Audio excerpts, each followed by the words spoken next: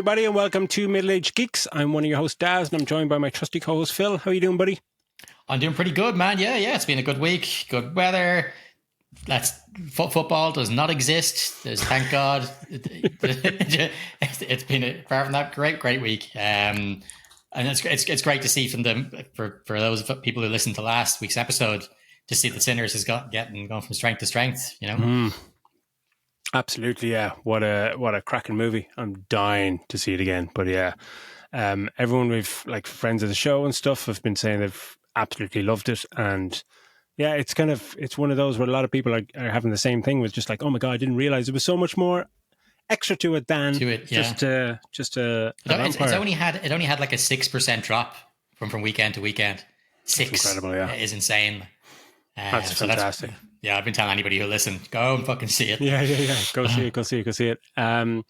Yeah, on this week's show, then, we're going to get stuck into some movie news, including like an Alien Earth trailer and the Predator Badlands trailer. Then we'll maybe have a chat about that episode of The Last of Us.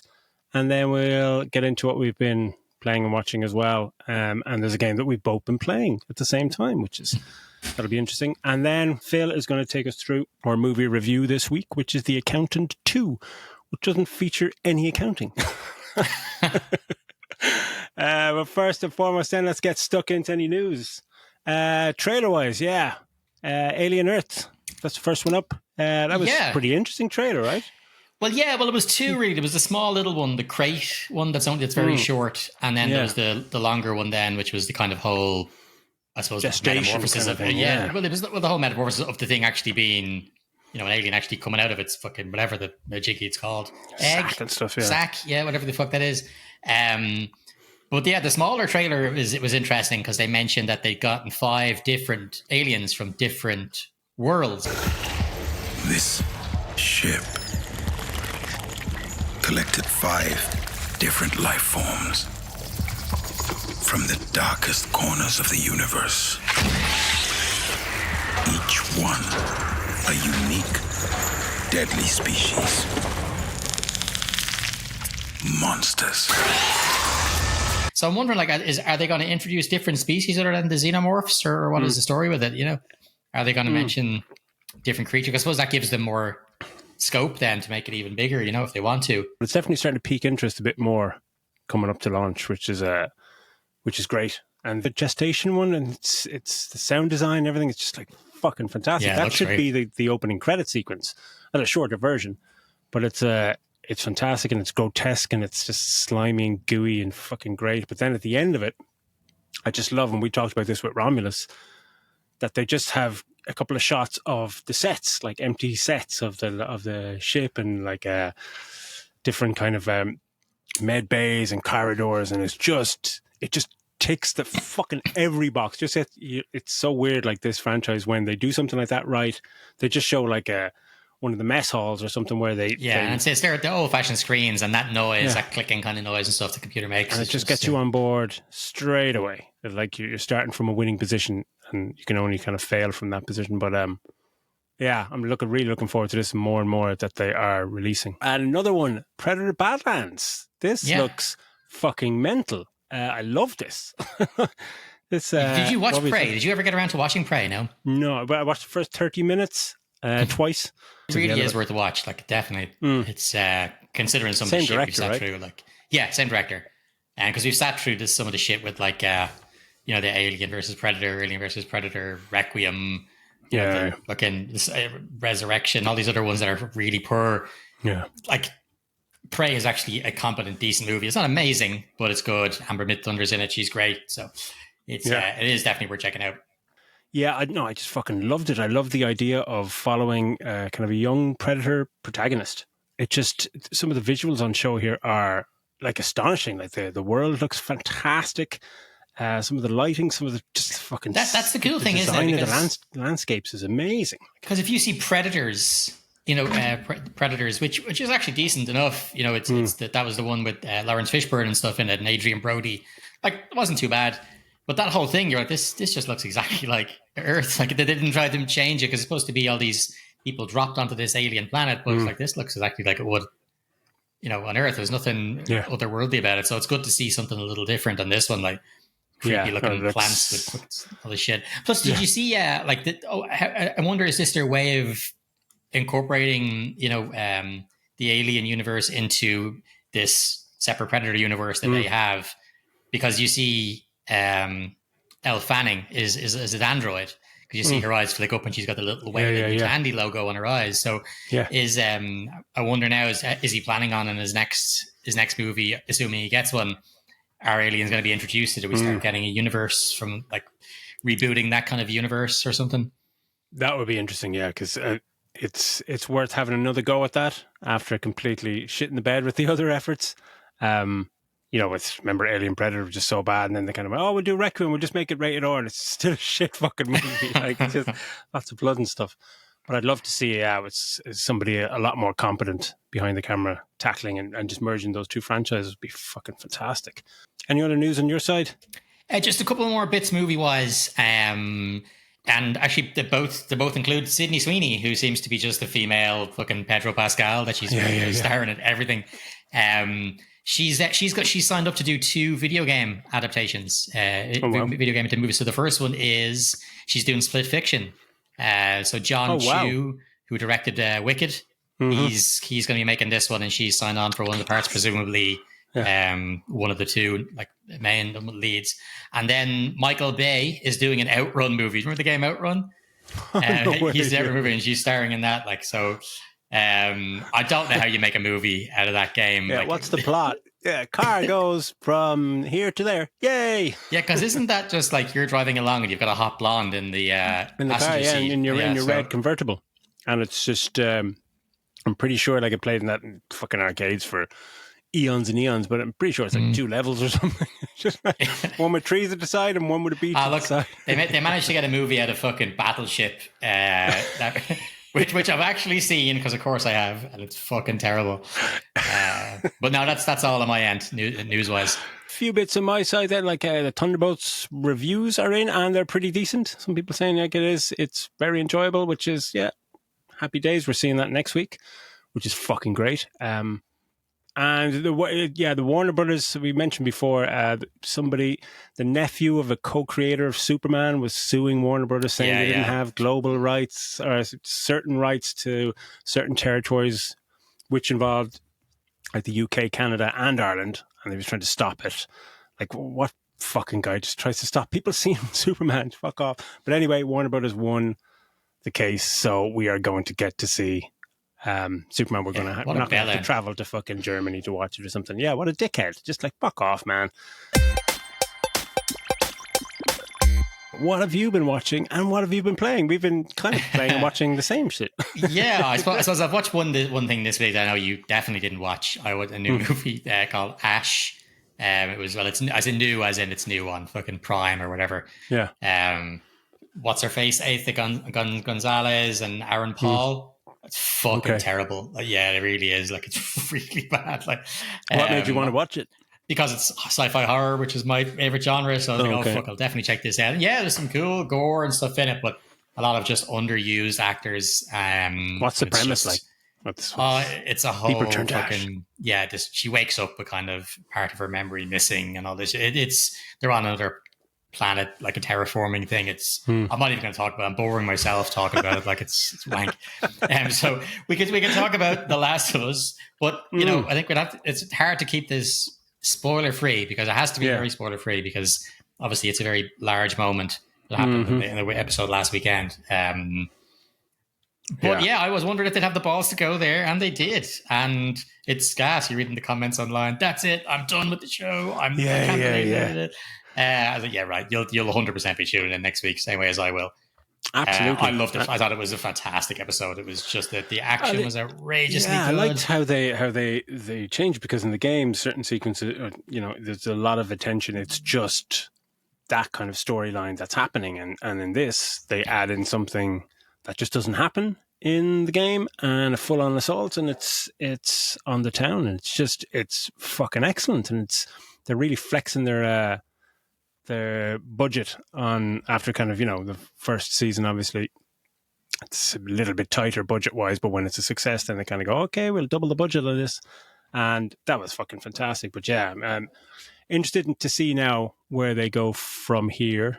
You know, like, does it stick to the game, like beat for beat, or But yeah, is it Caitlin Deaver? Is that her name? Caitlin Deaver. Yeah, she is astonishing. And actually, Ali was telling me, she was listening to a podcast about this, and Caitlin was saying, like, around the time they were starting to film some of these scenes, her mom passed, wasn't it? Her mother passed away, and then when she went to work on The Last of Us, this episode was the first thing she filmed after that, a few weeks after. And when you look back, like, she's an amazing actress anyway, but yeah, it's I'm sure it added more fuel to the fire of the power of the performance from her, which is I think she was fucking excellent, absolutely excellent. But we can't really say any more. Yeah, we'll have to give it at least a couple of weeks before we can be spoiling episodes. But there's another one on tonight, so look forward to watching that tomorrow. Bring it on. Yeah, and playing wise, what have you been playing? Well, I've been playing the same game as you. I've been playing Clare Obscure, Expedition 33. Wow, what a game! Like, it's gas, and it's mostly Ubisoft ex-devs, like a team of 30 people made this. 30 people made it, which is mind-blowing. Yeah, it's just gorgeous. And I know a lot of stuff, I get some of the complaints, like a lot of the character models when they're talking, the voice isn't completely lip sync properly, kind of stuff. I think that's probably they just left it in French and just took the English acting over it, or what, I'm not sure. But like, Charlie Cox does a great job as Gustav, and it's so gorgeous. That whole, was it Belle Epoque fucking area, what's it called, era, France, and it's just it's. I there's one thing I absolutely love about, and this is about movies and shit in general, when there's stuff off in the background that's like, looks like it's hanging mid explosion, that. Yeah, I just love that when you see like a planet in the background and it's in bits, and it's just, you never see it. It's just there was something in that terrible movie we watched, that Knights of the Zodiac, when they're doing the training, and in the background you can just see a big statue, the floating rock, just stuff like that. I love that. And there's that. I love that vibe to it. The enemies are fucking cool looking. They're varied as fuck. The bosses are great fun. I think I was going to ask you if you played it, but I assumed you'd be sticking to Oblivion, and then because this is turn-based, I was like, no, he probably won't be into this. But it turns out you were playing it at the same time. Which is fucking mad, because it came out of nowhere, because like, I've had quite the week gaming-wise. Like, I finished Blueprints. It was day 31 on it, where the 31st attempt going through, and finished it. And that run took 90 minutes, and it was just fucking very stressful to make sure I had enough steps to get into all these different rooms. And that was fantastic. And I was fully ready to go straight back into that and put another 10, 20 hours in. And then Elder Scrolls Oblivion, the remaster, got released, which an update and gorgeous graphics and all that stuff. So I started playing that, and like, that was kind of shadow dropped, but everyone knew it was coming out for fucking weeks. That was great, but it's like, just, it's gorgeous graphics over this same game, and it's still kind of janky. And there was a couple of, like, within an hour, like, some person just got stuck walking into a door for ages, like, we're back here. But that was a weird game, because it feels like you're still playing a 20-year-old game, but it makes no sense while you're playing it that it looks this good, because it still plays like an old game. So there's this weird disconnect going, what the fuck? But I was fully, like, I'd moved on from Blueprints, then Oblivion. It's like, yeah, bring it on. And then just listen to somebody online talking about it. Maybe it was a podcast or something, and they're just saying, yeah, this game is astonishing. And I remember seeing it in one of the Xbox Directs, but when I saw the turn-based thing, I was looking, it looks pretty, but you see the combat, I tune out straight away. I'm not a fan of turn-based combat. But then when people were going crazy about this, I said I'd give it a go. And this is one of the best games I've ever played in my life. It's unfucking believable. And the combat, I love it because it's turn-based, but then when the enemies are attacking, it becomes more of a kind of an action, a kind of twitch reaction kind of game, where you're dodging and parrying, and it's so stressful, and it's a borderline kind of masterpiece at the moment. And the story, the setup and the premise, which, like, it's so great. It's just so original. With this paintress just paints this number, and every year, everyone, when she paints 34, everyone who's 34 or older or whatever just dies that year, and people set off an expedition to try and take her down. They've been doing it for 67 years. No one's returned, but they just keep doing it. And it's this, the opening 30 minutes of it are just, it's so gorgeous, but so bleak. And so it's just like, you buy into it fucking 1,000%, just going, this is fucking brilliant. That's what, I mean, when the combat kind of came around, I was so invested in it anyway. I was just like, right, just get through the combat. But I absolutely, I love the combat, I love the game. Music is fucking amazing. Oh, the music is outstanding. It's just so inventive. And the fact that like it's, what is it? I think it's sold like 500,000 copies already. And that doesn't even include Game Pass. And obviously with Game Pass, you get a flat fee and then a fee based on hours played. And if people are playing this for 30, 40 hours, like they've already made their money back on this, which is fucking brilliant. So, the guys at Sandfall company, just Bula Boss, like it's fucking absolutely fantastic. And, I'll be playing this forever. This is a game, the minute I finish, I would just start playing again, because when you kill a boss in with this combat way, like beat some bosses where you're just dodging and jumping and countering and all this stuff and you don't take a hit. And it's just like, fuck yeah. I just can't wait to do it again. Don't take a hit. I'm not really sure what that feels like. I'm sure it'll happen eventually.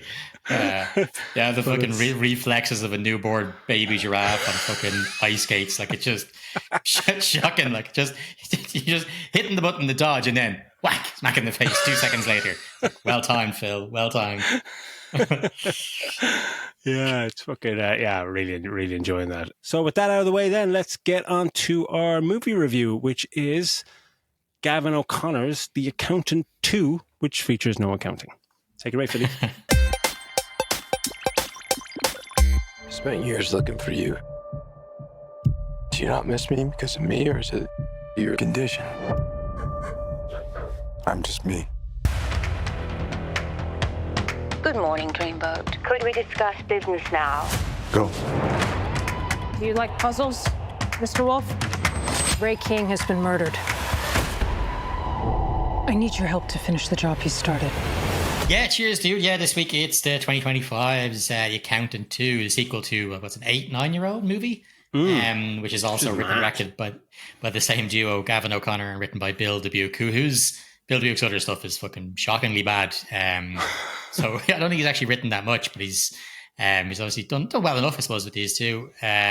So look, what I'll do is I'll just, for those of you at home, for your first time listening, we'll do a very spoiler-free part at the start where we'll talk about all the bits and pieces about the movie, but not giving anything away, just what we thought of the acting, cinematography, and so on and so forth. And then we'll give you a warning before we kind of jump in and talk about some of this the stuff that will be spoiler heavy, things we liked, things we didn't like. So we'll give you a warning though. So to start off, this one is starring a bunch of people from the first movie, actually. So it's Ben Affleck, John Bernthal, J.K. Simmons, and Cynthia Ade Robinson all returning. And then Daniel Pineda is added to the main cast. No Anna Kendrick, unfortunately, but the director was saying that she's up for doing the third one. I assume they've probably already got greenlit for the third one. And then they recast Justine, who is kind of his, from the first one, is his kind of the guy in the chair, the guy in the fucking So they recast her, but they kept her voice. She still did the voice acting for it, because your one always just talks through a computer. So yeah, it's the premise is forensic accountant Christian Wolf teams up with his estranged but highly lethal brother to track down mysterious assassins. So what did you think of this one, Daz? Before we get into a little bit more specifics about budget and all the rest of it, what were your thoughts on it? Well, I enjoyed it, and I had told you that I was going to watch the first one. You didn't watch it. I got about 15 minutes into it twice and fell asleep. I was just watching it too late. Not that it wasn't fun. But so I cheated, and I just literally, when I was waiting to go into the cinema, I watched it like 5 minute, summary roundup of summary of The Accountant 1. So so I went into this kind of I'd seen decent-ish reviews of the first one.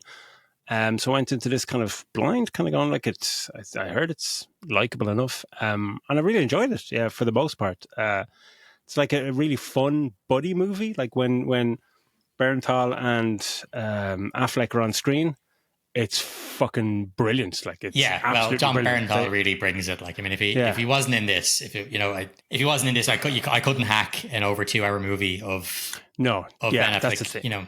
Because that's, for me, this one was too long. Like, it's because it's overcomplicated, but not in like, or maybe convoluted is a better word, because there's stuff in this movie that doesn't need to be in there at all. They've made so many things, this extra little step added in.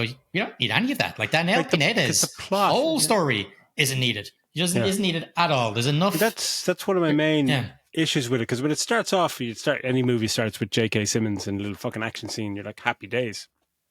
But like, and it kind of sets it up. Oh yeah, he's looking for this, the people in the picture or whatever. But and the plot kind of follows that. But it seems like it's as you say, convoluted, and it doesn't need to be. Like, the plot itself is not that convoluted or not that difficult. No, to follow, it's not. It's very easy to follow. It's very easy to follow. It's just unnecessarily. Yeah. So, like, I mean, like the whole thing with J.K. Simmons at the start, you could have all that scene, and then that's Christian Wolf's motivation, and he has to bring in. You don't need Danielle Pineda's story at all. Not needed. It's because some of the stuff to do with her, she might as well just be walking around with like plot device on her fucking t-shirt. She's the MacGuffin of the movie, and it kind of like, you're going, okay, there is a not so much a twist, but it's like, oh, like this little moment where you kind of, there's a reveal to do with her storyline, but it's kind of like, oh, okay, yeah, but that her whole storyline is kind of pointless to the movie. You could take that out,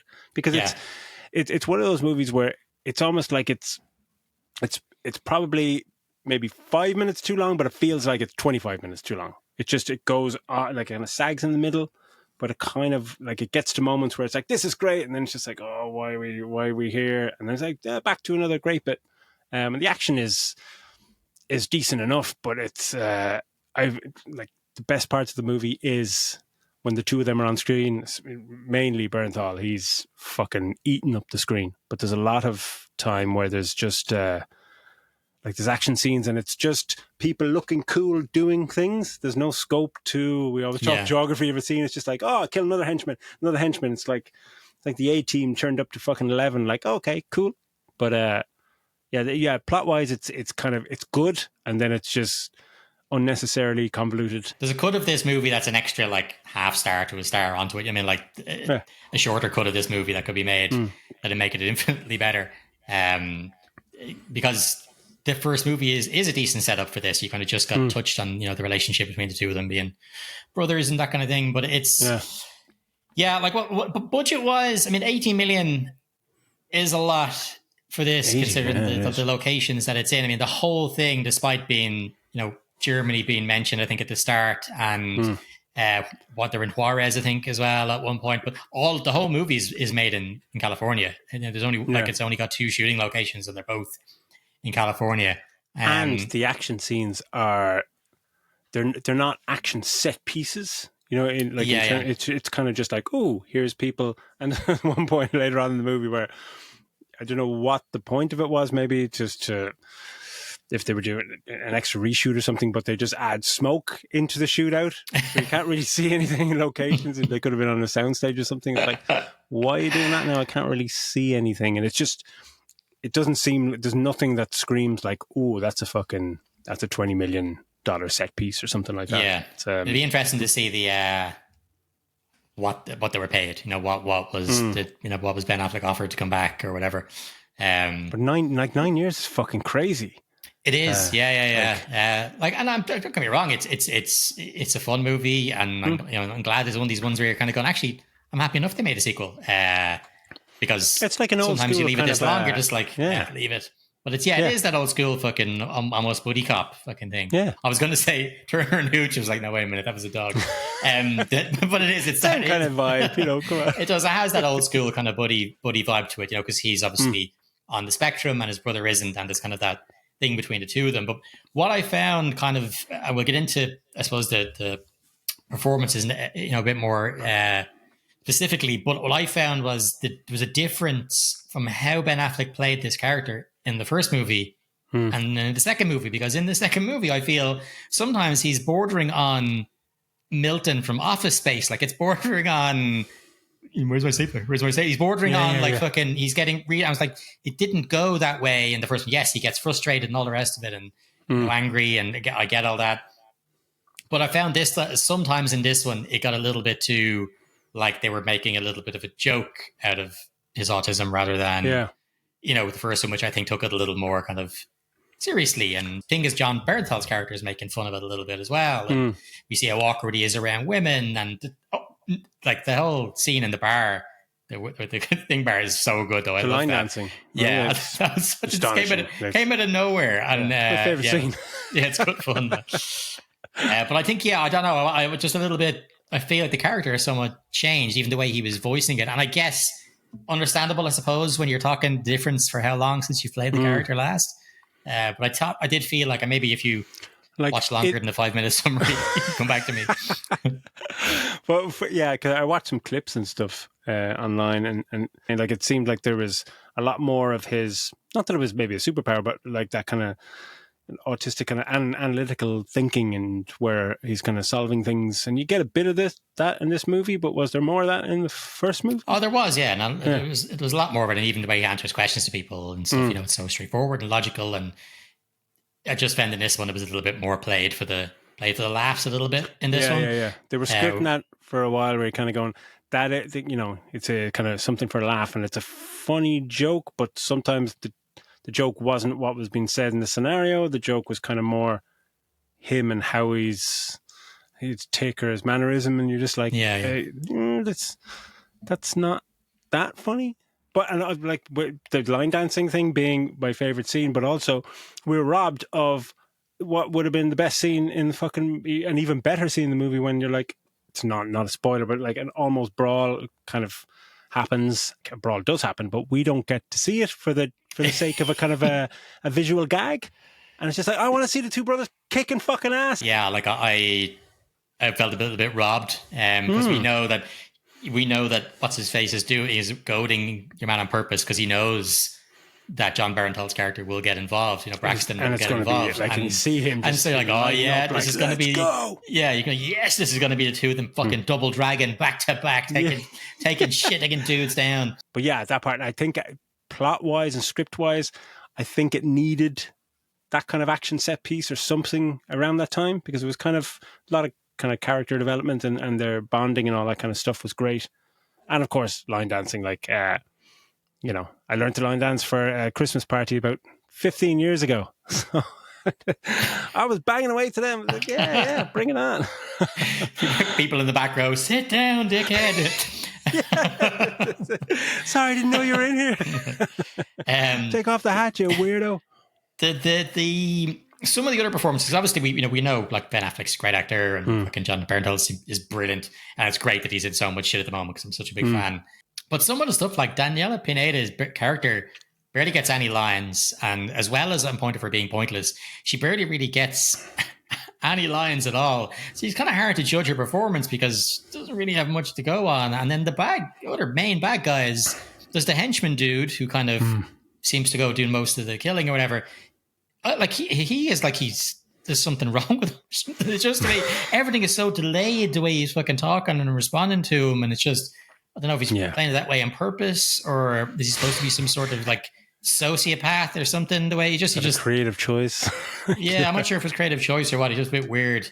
But the bad guys were all they were kind of throw away. It's just like fucking henchmen. There's the one guy who's kind of the sniper guy. That's the guy I was talking about. Sorry, that's the guy. Sorry. I meant the other. Yeah, but a lot of their deliveries are fucking a bit all over the place.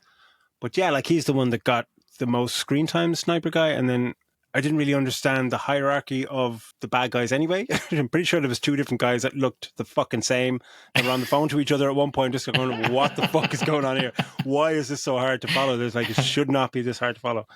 But they're so kind of throwaway. Like, they're obviously, the movie's not about them and all that. They're just plot device or whatever. But, it would be great if there was a standout villainous character or somebody who really bring just that in, I think, for the third one, because you barely have that focal point for your fucking hate, like, Yeah, because you barely have that, even in the first one, but it works. It's a little bit different, so it kind of works. But it's just, I think they need, if they're going to bring back the third, I think they need to have a big bad maybe there's some sort of, Anna Kendrick gets caught up in something this time and she has to be saved. I don't know.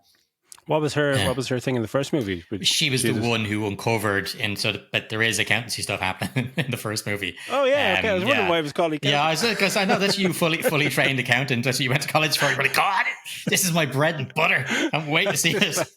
I hope there's plenty of spreadsheets on show. Exactly, I can do a P&L account. Let's go.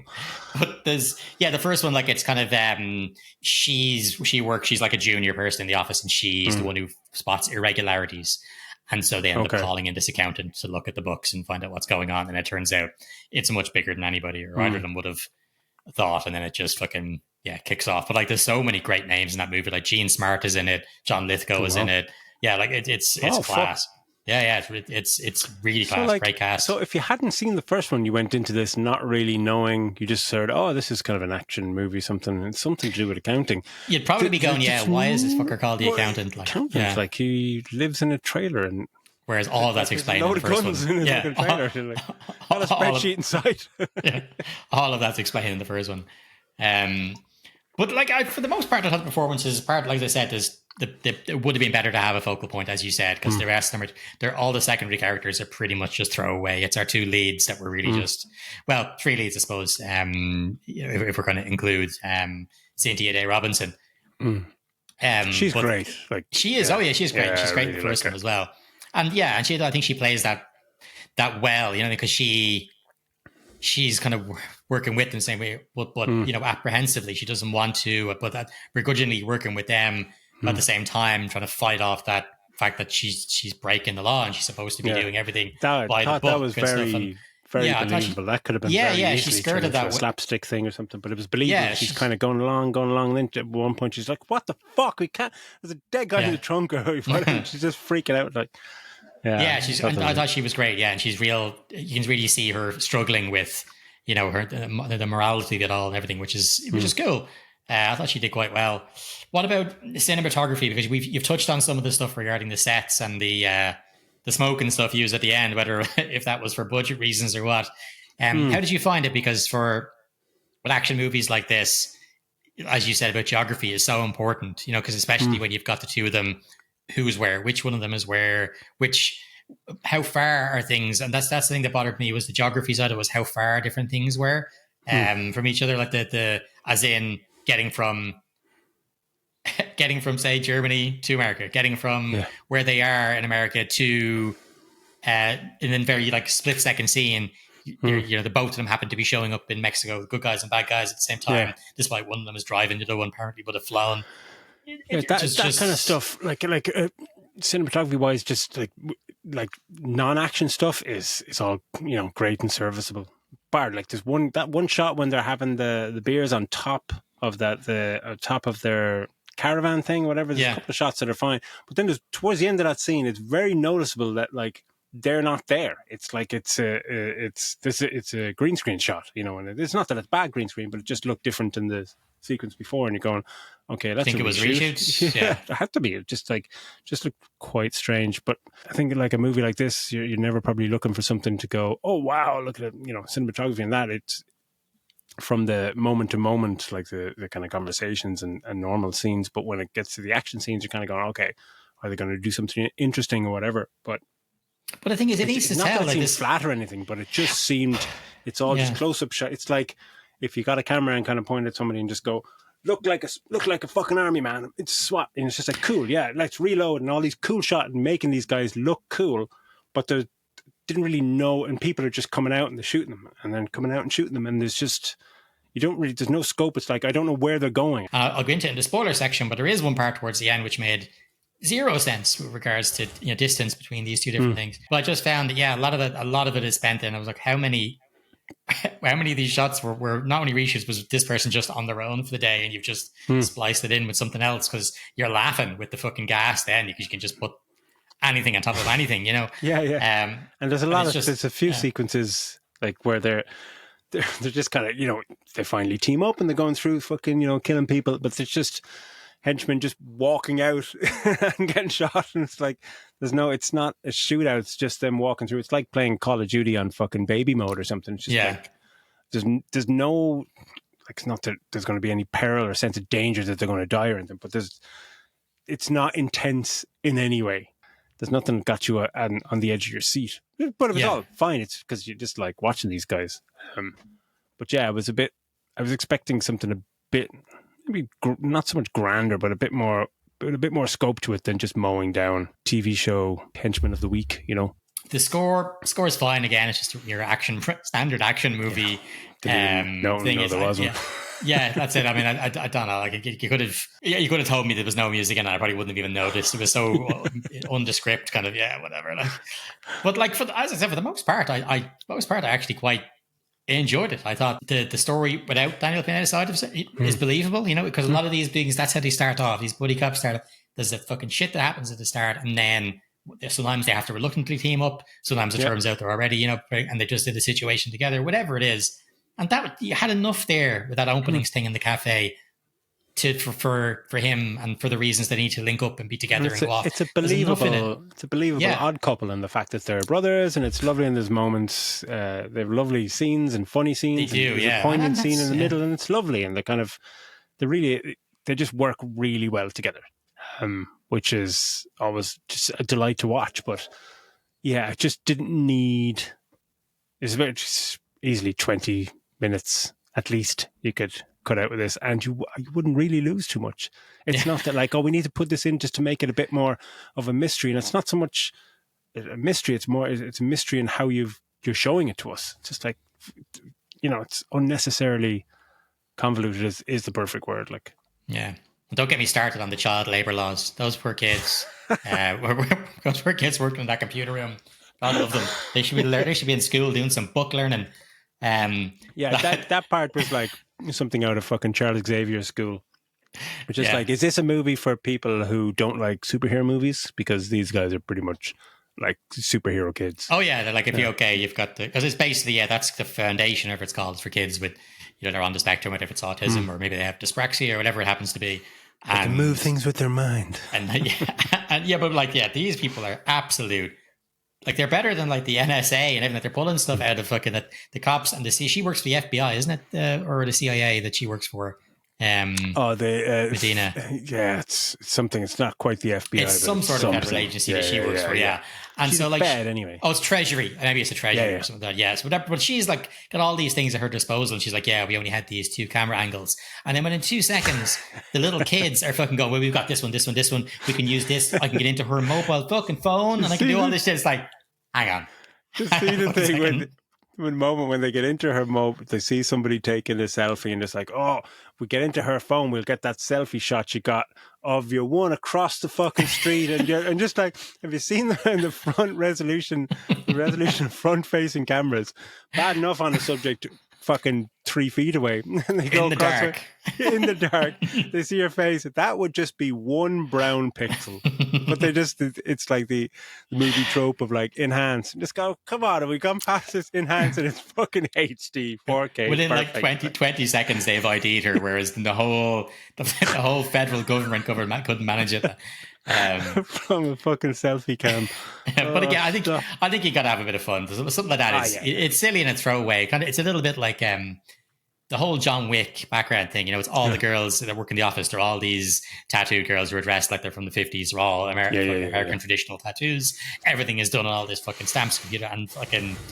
Like, how would this lean into unnoticed? But I think they just they lean into it a little bit more in this one, whereas in the last one you don't quite know who Justine is at the start. You kind of he has a person that helps him out getting with his IDs and with all this kind of stuff.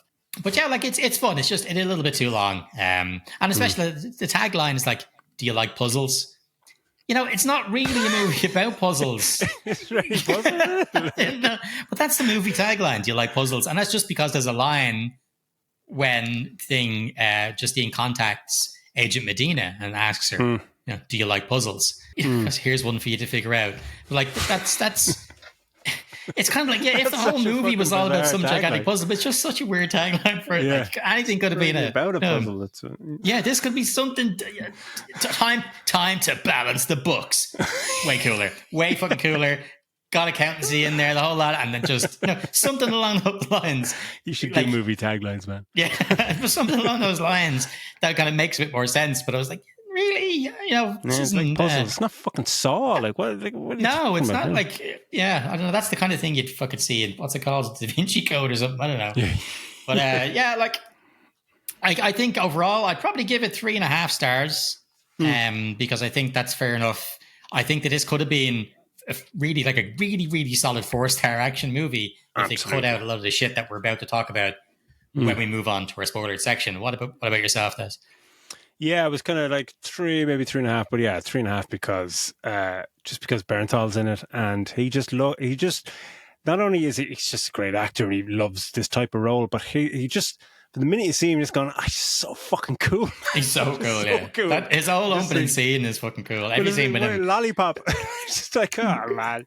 Some people have a toothpick. He's like, no, I'll have a lollipop. And it's like, damn right, you'll have a lollipop. Yeah, he just seems to be just eating and drinking like something like Brad Pitt in Ocean's 11. Like he's just, he constantly has something. Like, so this is the same thing. He's fucking eating ice cream out of the tub, or he's got the thing, or he's drinking beers, or he's whatever. He's always seems to be doing, have something in his hand kind of thing, which is a cool little device to have. There's something you wouldn't even pick up on, but he has some great stuff. He adds levity to the scenes that he's in, but also he has like a couple of scenes on his own which are incredible. There's the one I will talk about in the spoiler section in the hotel room when he's on the phone and he's rehearsing what he wants to say and stuff. I didn't see where that was going, and I just thought it was fucking hilarious. It's just, and he's playing it so straight, but it's such a funny fucking topic. I thought that was great. I would definitely watch a third one. Yeah, I definitely watch a third one, and I think that I'd imagine a lot of the feedback they'll get from this one is that it's unnecessarily convoluted.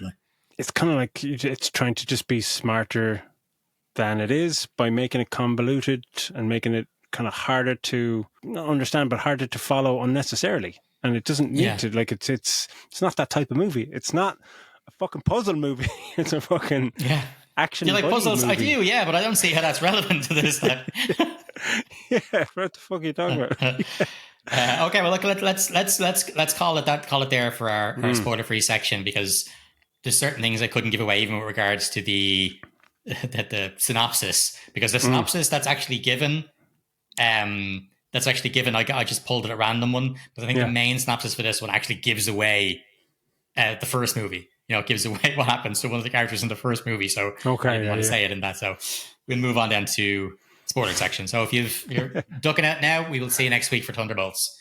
But so just on that, the tagline is the synopsis for the movie is something like him and his brother go on the hunt after a treasury, head of something treasury is killed.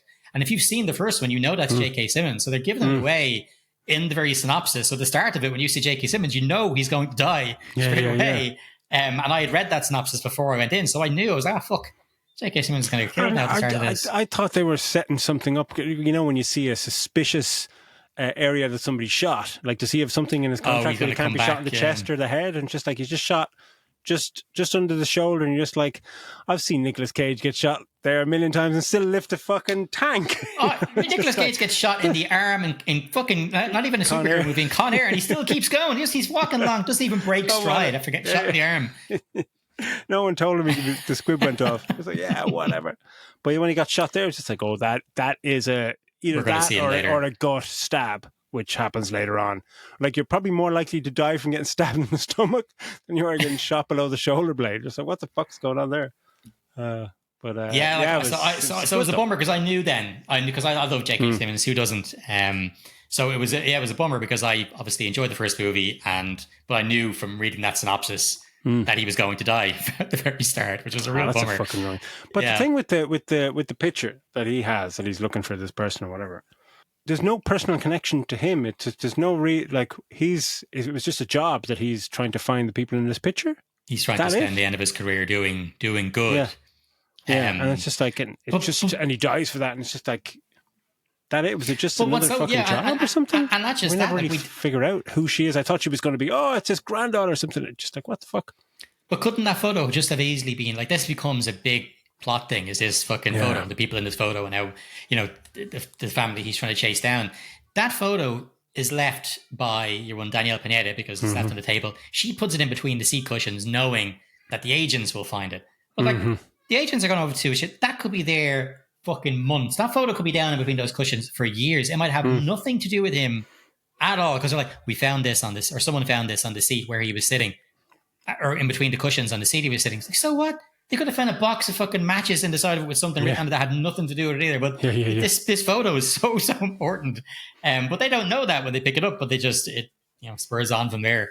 But I just don't think, because we get her introduced to her from the start, and I was like, okay, is she going to be some sort of badass killer they have to take down? Because you see she's fucking cool. She looks cool. She manages to keep her face off camera. She's doing all this stuff, but then you don't really see her that much. You know, they're like, she kind of disappears for long periods of the movie. Yeah, and she's not even the main bad guy. Like she's that's what like, I thought. her story is bizarre. Like, is this going to be a face off with this fucking female badass killer, and then her kicking it to it?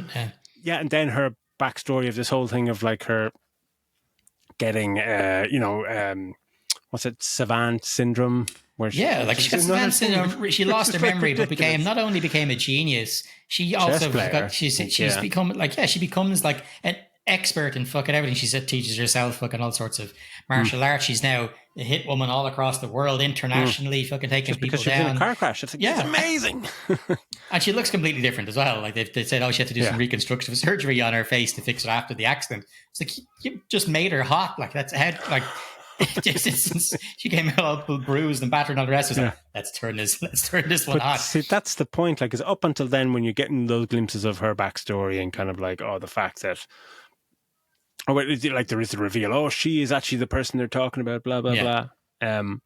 That reveal just falls completely flat because she's nothing to the story. Like it's still just like she's just happened. Oh, we found out this. That's great. But we're still fighting these fucking trafficking people. Yeah, because she's only one of God knows how many people they've killed and they've done. And one of the things this is on those traffickers. One of the things I want to talk about with regards to geography is towards the end when they're having that big, huge battle. The two, and it's them two-man army. You know, they're taking down dudes left, right, and center. More dudes are showing up. They're all getting killed. The orders are to get rid of these kids that are in there being kept detained in this area in Mexico. It's not Mexico. And the orders from the bald guy who's like some sort of whatever, he's a trafficker that also runs a fish company. He sends them all down to this thing, get rid of them, kill all the kids. So he sends down his fucking dopey sniper moron dude, goes down. With a children's bus. Well, yeah, but they go down, he goes down. There's a children's bus there and they're loading all the kids to bring them off, to kill them and bury them.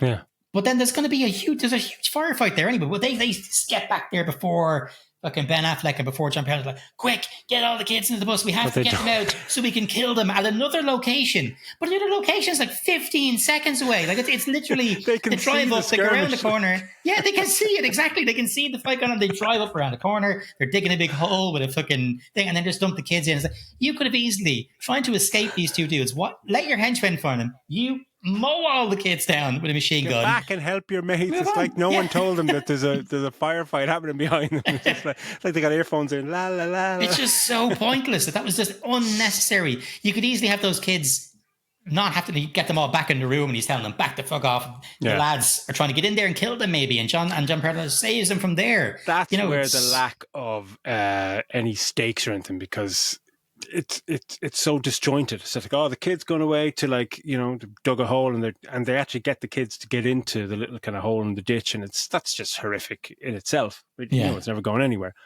But that it doesn't seem connected to anything else that's happening, because it just makes no sense that, like, as you're saying, if what they're trying to do is great, but if they're all just in the same location and they had to try and find the kids, is it going to gas them or fucking kill them or something like that, where there's a race against time or something, but it's just firefight, cut to like 50 yards away, and it's just like, oh yeah, get off the bus, kids, we're going to kill you. Back to the firefight, and it's just, there's no sense of geography, there's no sense of urgency, there's no, you don't know, you never get an establishing shot of anything that's happening. You just get like, here's a bus with a ditch, got back to Affleck and Bernthal just going around with a load of smoke grenades going around. It could be fucking anywhere. It could be but some of that is cool. Like some of that thing is like the two of them are really going proper formation, fucking tapping each other in the back and splitting up. And some cool, they look cool because you get shots, say, from the back of them. Two of them are just splitting up and they're in full tactical gear with fucking machine guns and shit. Like they look badass. They're fucking expert hitmen that are taking dudes down left, right, and center. And like some of that stuff is really, really cool. But yeah, it's just that geography thing. I thought that was just completely pointless. To have it just so close as well. You know what I mean? It's not like they're trying to get there before a plane takes off. They're scrambling to get all these kids onto a bus and get them 15 seconds away.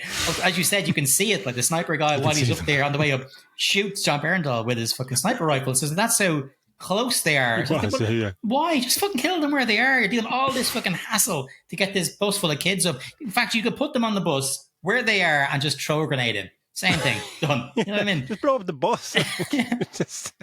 It's mad. Yeah, that was mad. But what did you think about, you were talking about the Bernthal scenes? Oh, the hotel scene, man, I love that because he's sitting there and he's rehearsing like he's going to talk to a god. He's like, hey, hi, I'm Braxton. Hey, hi, I'm Braxton. He's doing different voices and the way he's talking is like, hey, and it sounds like he's rehearsing for a girl he's going to ask out or something along those lines. And then for it to turn out that he's ringing because he's buying a puppy for her and he wants to buy it before the 8 weeks, which they can't sell them. He's like, what's the point of 8 weeks letting it bond with its mother when it could be bonding with its human that's going to be with him for the rest of that? And it's such a serious conversation. He's walking around this apartment in his briefs, like in his undies, shredded to shit with this hard ass killer, and he's just walking around talking to this one, trying to be nice to her and explain to her because he wants his puppy that he's named Greg.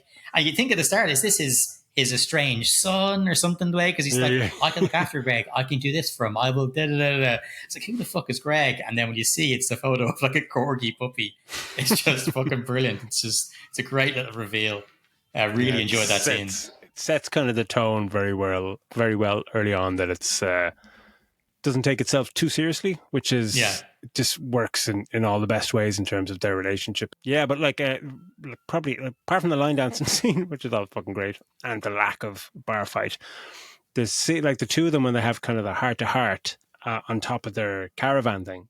Yeah, I thought it was wonderful because Bernthal's trying to ask him, like, is it because of you or is it because of me that you don't miss me? You know what I mean? It's just I thought that was fucking just such a lovely scene. That's the two of them having a fucking masterclass in acting in the middle of this kind of silly action movie. I thought it was just fantastic. And the two of them, it's lovely to see people obviously bounce off each other brilliant in like kind of the funny and humorous ways. In the action and they go back, scenes, it's like two young brothers bickering at each other. Like, because you see him and he gets him and he's putting on the suntan lotion. He starts making fun of him. He's like, can I see that for a second? And he throws it across the way. And he starts laughing his ass off. And that's the brotherly thing, brothers fucking messing with each other. And once they've kind of gotten over that awkward conversation, they start getting into messing around with each other. Yeah. And there's a lot more of that, and you see those kind of parts are great. Like that stuff in the bar with the, and when he goes up and does the line dancing and stuff, and see John Bernthal sitting back, like, that's my brother. And it's real. You're getting more into that. And I really, really like their dynamic, the two of them, because in the first movie, you don't get that you don't find out they're brothers really until the very end of the movie. When the woman that he ends up line dancing with, when she first comes over and they lock eyes or whatever, and she's like, oh, hey, do you have a request for the band? Just like a line dancing fucking cowboy joint. And he's like, like Metallica, Enter Sandman and stuff. And she or John Bernthal thinks it's how she's talking to him first as well. And you see him, and he's disgusted then. All right, fine. He's like, he mentions some fucking thing first, like almost like a classical weird, music or something. And he's like, no. Then he goes, okay, no, obviously not. She goes, what about Enter Sandman? It's like it's a fucking line dancing thing. They don't have Enter Sandman, but it's great because he's especially you see the first one. It's all about sensory and stimming and all this stuff. And it's the rhythm and everything is something that he understands and something that he can follow. It's a set of rules, and so that's for autistic people in general. So he's watching the line dancing. That's the thing. You can see him watching, and he's getting exactly how they dance. Everything is all done. It's all timing. It's all certain unison of sound, all this stuff, and then he gets up and just starts doing it, and then he just picks it up. It's such a lovely moment between him and her, and just the thing in general, because they've all got cowboy boots on, and he's wearing his Hoka shoes that are just that he mentions are really for comfort or whatever else, and John Bernthal takes the piss out of him for wearing them, but just to see these squeaky trainers up on the fucking dance floor, and everybody else has got these spurred boots on and shit. Like it's a fun scene, and it's great, as you said, building the kind of relationship and that rapport between the two of them. I'm interested to see what they do with the third one. You know, I think happy enough for the trilogy. Hopefully, it's not 8 or 9 years away. Yeah, just don't wait that long. Yeah, I'd happily watch these guys again. Their on-screen chemistry is magnificent. So 3.5 stars from both of us. Yeah, see it in cinemas if you can, but I think it's a perfect sit at home, chill, streaming movie. Saturday night kind of popcorn stuff. But yeah, well worth the watch. So thanks a million, as always, for everyone for liking, subscribing, and all of the above, and keep that feedback coming. We'll have some more feedback next week. And we'll also be getting stuck into Thunderbolts next week, which should be a really nice one to talk through. So take it easy, and we'll catch you next week. Ciao, ciao. See ya.